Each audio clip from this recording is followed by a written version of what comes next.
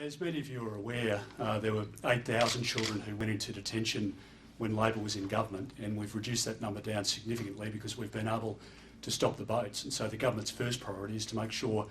we don't allow the boats to restart and the vacancies in detention at the moment to be refilled by new arrivals. I've also informed the media on many occasions that we have been determined to get the number of children in detention down to zero.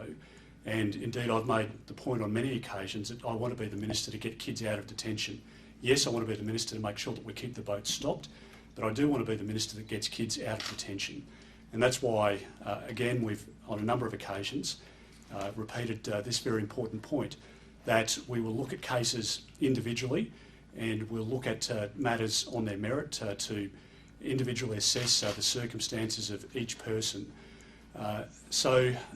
Because of that approach, we have been able to reduce the number of children in detention on the mainland, children that have arrived off boats, down to less than 80, from 8,000 down to less than 80. And part of the reason that we've been able to do that is that we have people living out in community detention or out in houses with support in the community. So already off Nauru, out of the people who have come off Nauru and living in Australia, including those that have been subject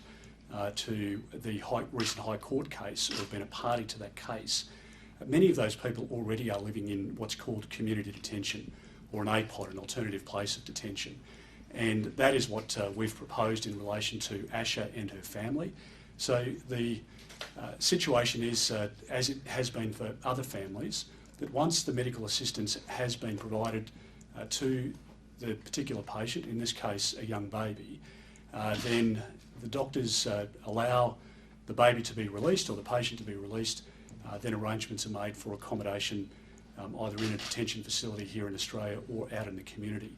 So already in Australia we have 83 people that are here from Nauru, including women and children who are living out in the community,